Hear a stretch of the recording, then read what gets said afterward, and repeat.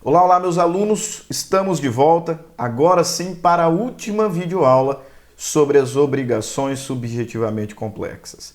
Nesta, estudaremos a solidariedade passiva, sem dúvidas, o principal tema dentro do que nós temos estudado dentro dessa classificação de obrigações. A solidariedade passiva, você sabe, é a obrigação subjetivamente complexa, pois vários são os devedores. E neste caso, a característica é que cada um desses devedores está obrigado ao todo, ou seja, cada um deles ou qualquer um deles pode ser sozinho cobrado, responsabilizado pelo todo obrigacional.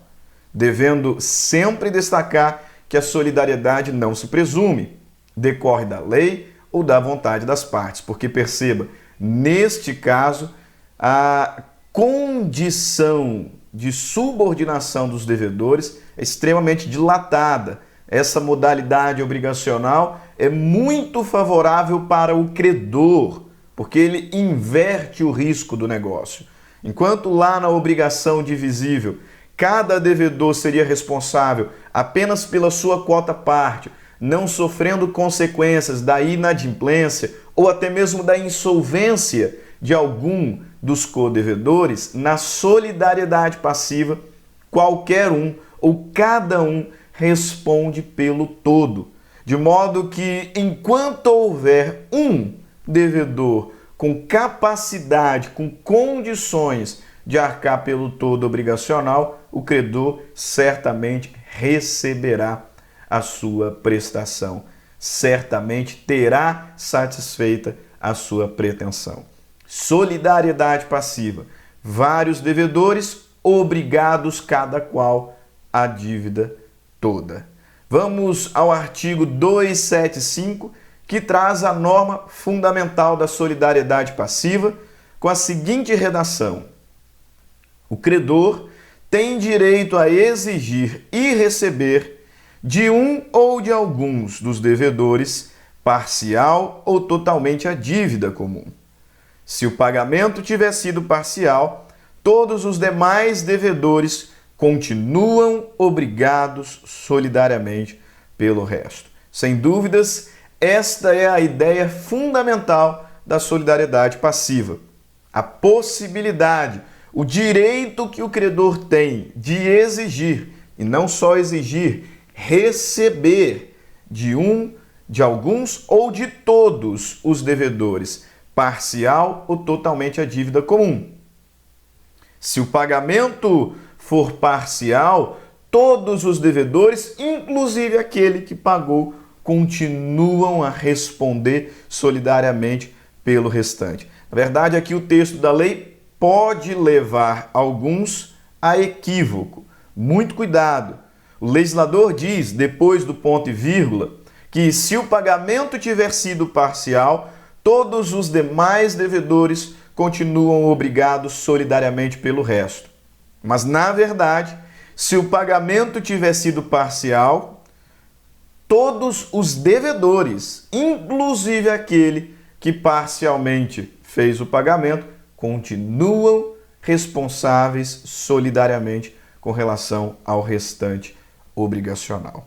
E, complementarmente, parágrafo único, diz: não importará a renúncia da solidariedade, a propositura de ação pelo credor contra um ou alguns dos devedores. Compreendam, em definitivo, na solidariedade passiva temos vários devedores, contudo, qualquer um deles pode ser cobrado e demandado judicialmente pela dívida toda. Portanto, o credor é que dá as cartas. O credor é que determina como a cobrança será realizada. Ele pode cobrar só de um dos devedores, pode cobrar de alguns dos devedores ou de todos. E, inclusive judicialmente, pode demandar apenas um devedor, alguns ou todos. E o legislador nos diz, com extrema clareza no parágrafo único do artigo 275, que se o credor optar por demandar judicialmente apenas um ou alguns dos devedores solidários, este ato não significa, de forma alguma, que ele está renunciando à solidariedade dos demais. Notem o conteúdo do texto legal. Não importará a renúncia da solidariedade à propositura da ação pelo credor contra um ou alguns dos devedores. Em verdade, vou um pouco além. A citação o mandado de citação de um dos devedores solidários faz interromper a prescrição para todos os codevedores, mesmo aqueles que não foram demandados inicialmente pelo credor. Ok? Então esta é a norma base da solidariedade. Me permita adiantar um pouquinho até o artigo 283 e depois nós vamos pegando, pensando algumas outras regras. O artigo 283 é consequência natural do 275, porque, observem, o credor pode cobrar e tem o direito de receber tudo de alguns ou todos os devedores. Agora, é evidente que se ele cobrar de apenas um dos devedores, este que foi cobrado está obrigado a pagar a totalidade. Mas, realizando esse pagamento, não pode sozinho suportar a obrigação que não é exclusiva. Logo, evidentemente, aquele que sozinho fizer o pagamento terá o direito de regredir contra os demais codevedores. Observem que o credor tem consigo o direito de demandar alguns ou todos, conforme a sua vontade. E se ele demandar apenas um dos devedores, este devedor sozinho está obrigado a fazer o pagamento. Agora, realizando o pagamento, ele se subroga no direito do credor, podendo exigir contra os codevedores a quota parte de cada um deles. Não vai, portanto, suportar a priori sozinho o débito obrigacional. Por isso que disse, artigo 283 está diretamente relacionado ao 275. 275 diz que o credor pode exigir e tem o direito de receber de alguns ou todos. E mesmo que demande apenas um dos devedores judicialmente, isso não significa que está renunciando aos demais. E agora o 283 traz a seguinte regra: o devedor que satisfez a dívida por inteiro tem direito a exigir de cada um dos codevedores a sua quota. E se, neste regresso, algum dos devedores for insolvente, todos os demais vão ratear a quota do insolvente. Observem o texto da lei. Agora, na sua completude, o devedor que satisfez a dívida por inteiro tem direito a exigir de cada um dos codevedores a sua quota, dividindo-se igualmente por todos a do insolvente, se o houver, presumindo-se iguais no débito as partes de todos os codevedores. Imagine que 3 devedores estão obrigados a R$90 mil solidariamente. 3 devedores solidários de R$90 mil.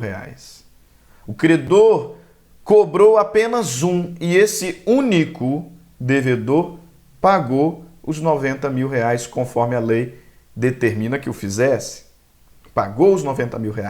Agora ele tem direito de cobrar 30 do segundo e cobrar 30 do terceiro. Evidente, vai ficar com a sua quota parte.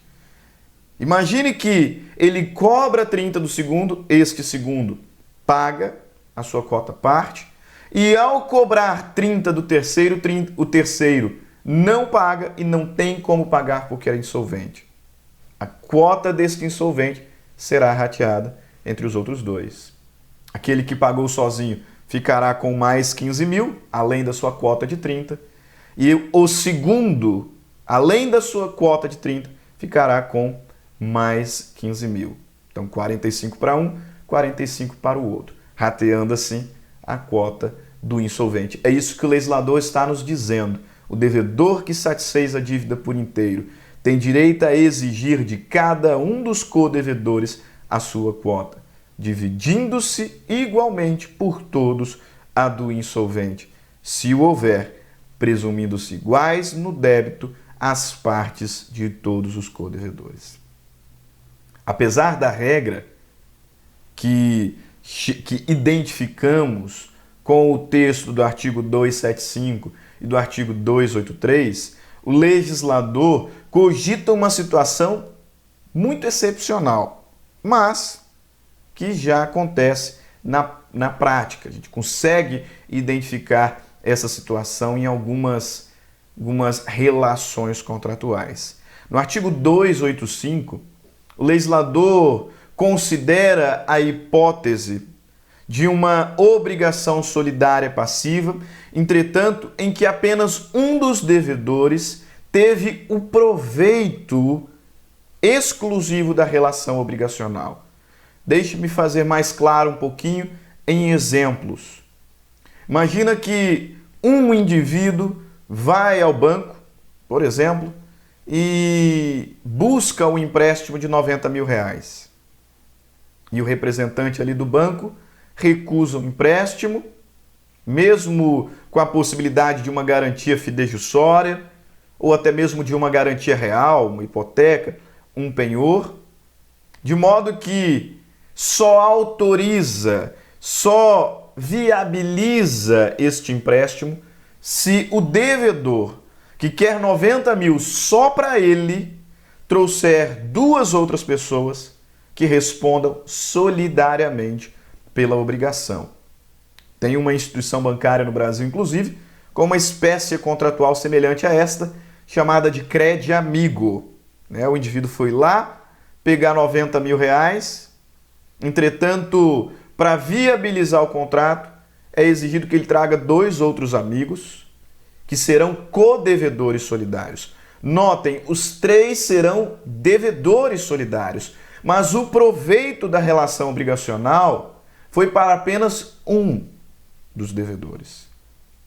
Neste caso, o artigo 285 do Código Civil traz a seguinte regra: se a dívida solidária interessar exclusivamente a um dos devedores, responderá este por toda ela para com aquele que pagar. Embora a dívida tenha sido contraída em proveito de apenas um dos devedores, os três são devedores solidários, podendo qualquer um deles ser cobrado pelo todo. Se algum dos devedores que não teve o proveito da obrigação for cobrado pela sua totalidade, ele terá que pagar, terá que cumprir a prestação integralmente para com o credor.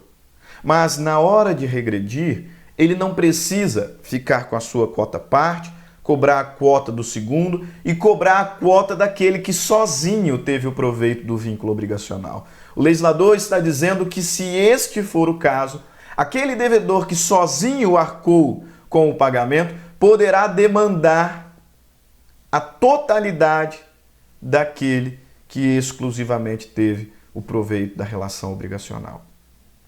Então, no nosso caso, aquele um que pegou 90 mil reais emprestados, 90 mil reais emprestado, trouxe dois amigos para serem codevedores solidários. Tempos mais tarde, um dos amigos foi cobrado pelos 90 mil reais e pagou sozinho, tinha que pagar. No regresso, esse amigo não precisa ficar com 30, cobrar 30 do outro, cobrar 30 daquele que teve o proveito. Ele poderá cobrar 90 diretamente daquele que sozinho se aproveitou do vínculo obrigacional. Mais uma vez, o texto da lei: se a dívida solidária interessar exclusivamente a um dos devedores, responderá a este por toda ela para com aquele que pagar. Ok, professor? Mas na solidariedade ativa, nós consideramos a possibilidade de um dos credores falecer. E na solidariedade passiva, o que acontecerá se algum dos devedores solidários falecer? Tal qual o crédito, o débito também é patrimônio e transmissível por sucessão causa-mortes. Embora essa transmissão aconteça intra-vires hereditatis.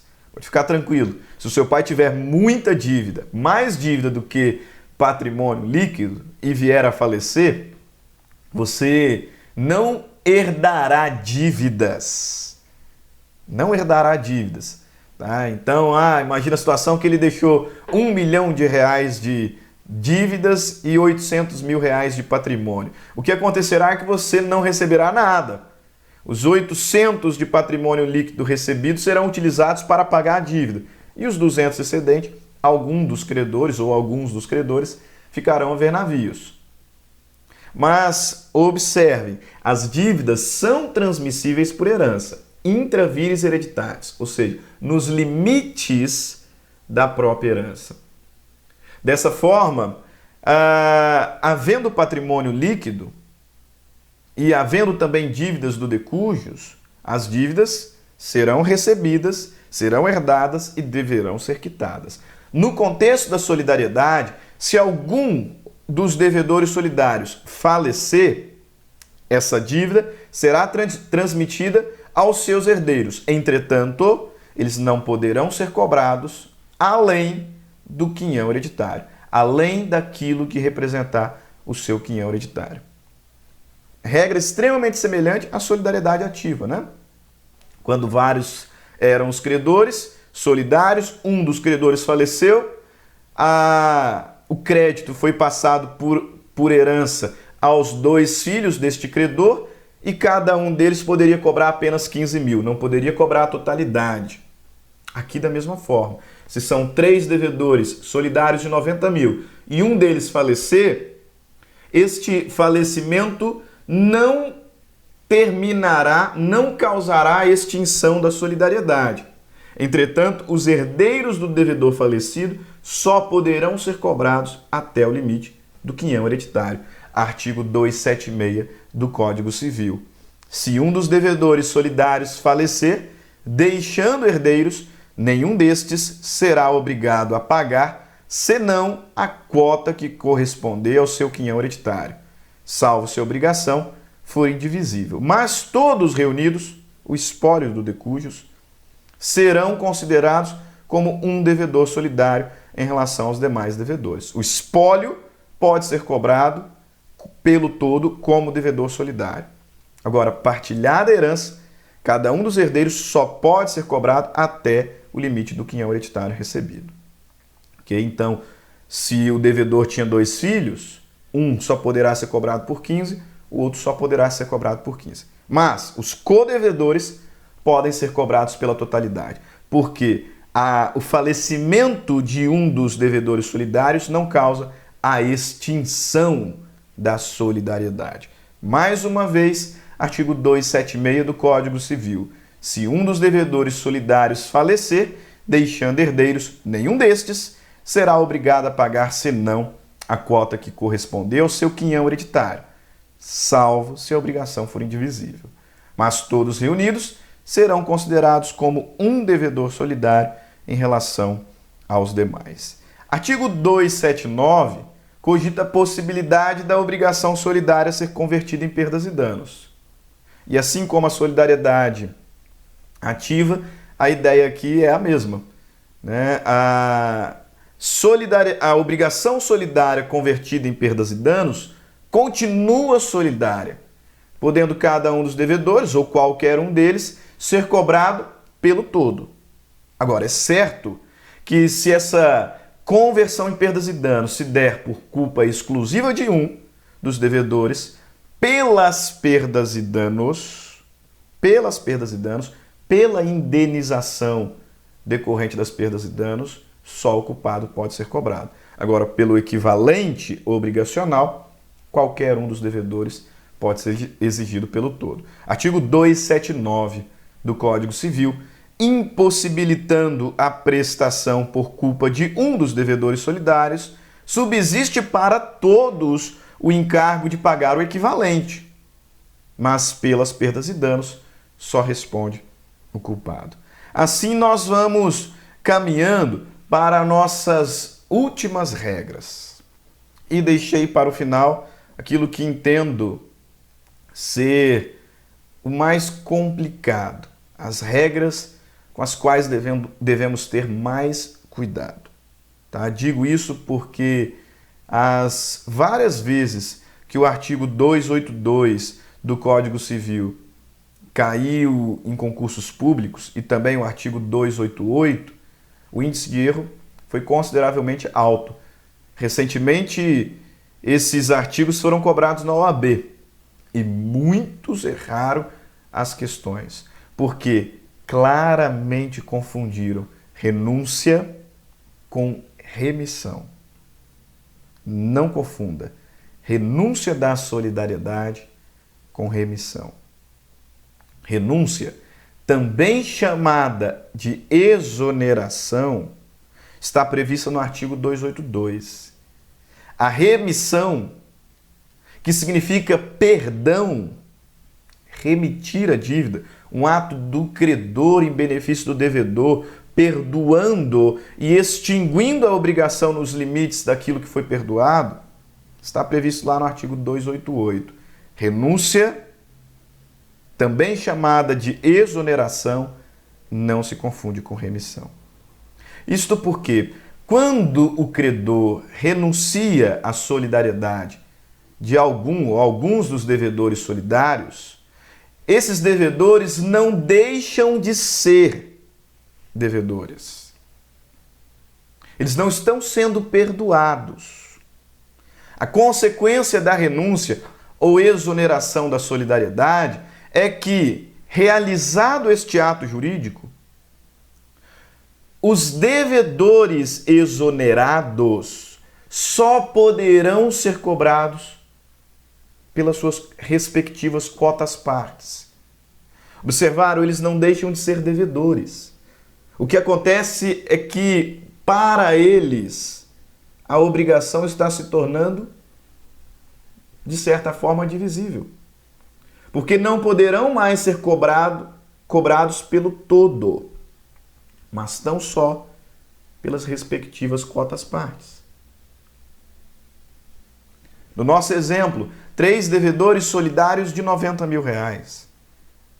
Se o credor renuncia à solidariedade de um dos devedores, se o credor exonera um dos devedores, este devedor continua devendo.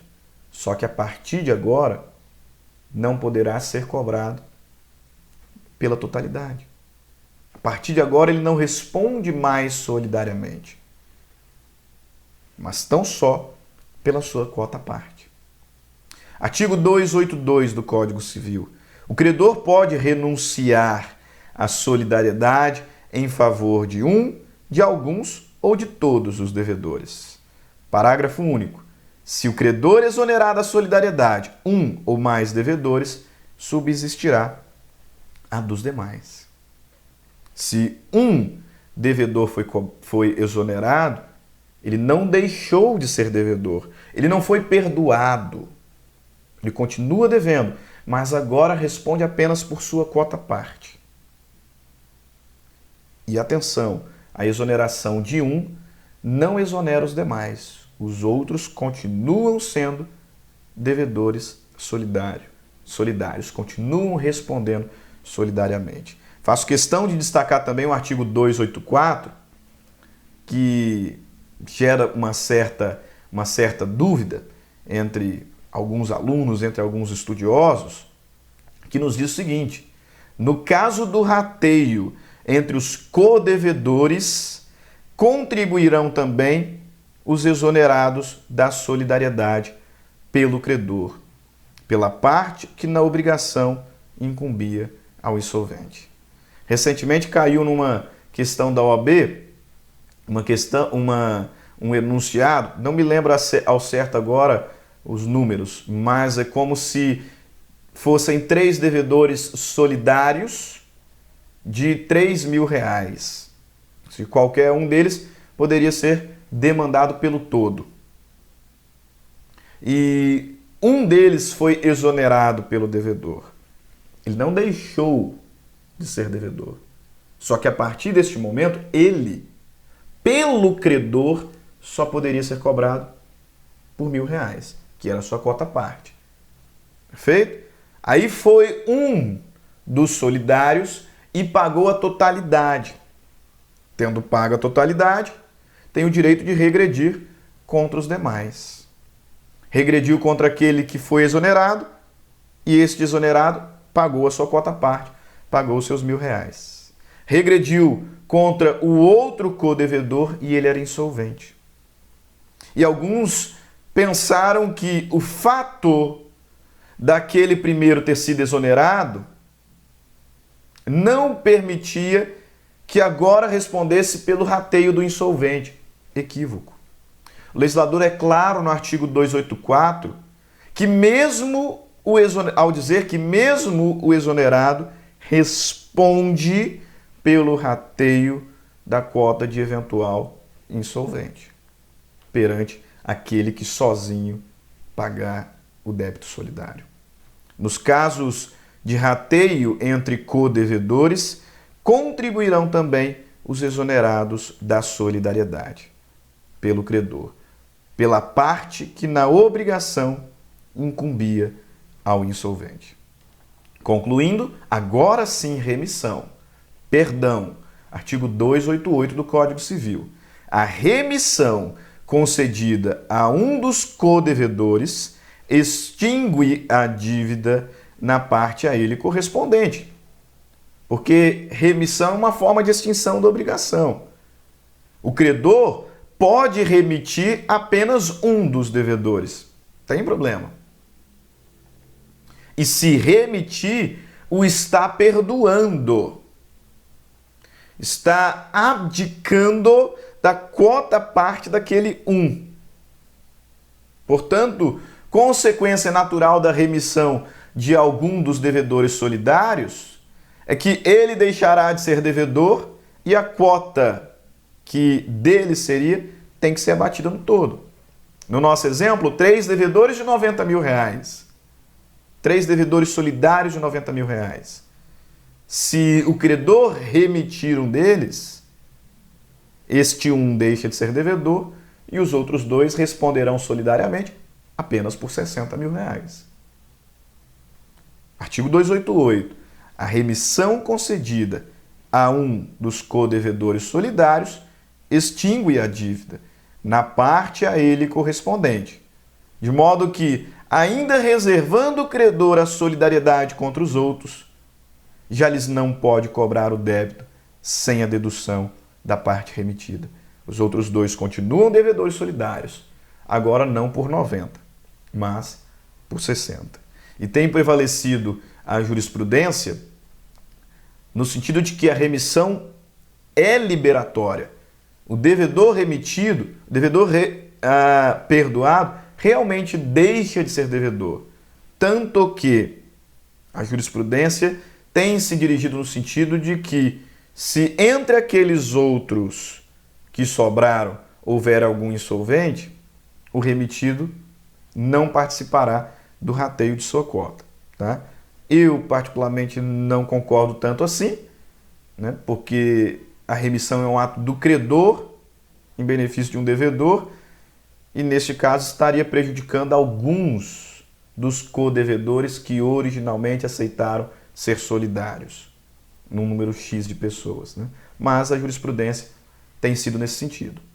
Se algum dos devedores for exonerado, ele continua devedor, mas só pode ser cobrado por sua cota parte. Exoneração, renúncia. E o exonerado, o renunciado, participa do rateio de eventual insolvente. Caso algum dos codevedores se torne insolvente. Remissão é perdão. Algum ou alguns dos devedores solidários pode ser remitido, pode ser perdoado. Neste caso, a sua cota será abatida no todo. E os outros continuarão devedores solidários, agora não mais pela totalidade inicial, originária, mas pelo valor com abatimento proporcional da quota daquele devedor que foi remetido. Ok? Sei que a matéria é um tanto quanto complexa, por isso fui mais devagar na explanação, mas espero que tenha sido claro na explicação. Ok? Grande abraço a todos, nos vemos em outros vídeos de Direito Civil. Se você gostou, não deixe de curtir o vídeo, compartilhar e se ainda não for inscrito, inscreva-se no nosso canal. Nos vemos em breve em outras aulas de Direito Civil. Até mais!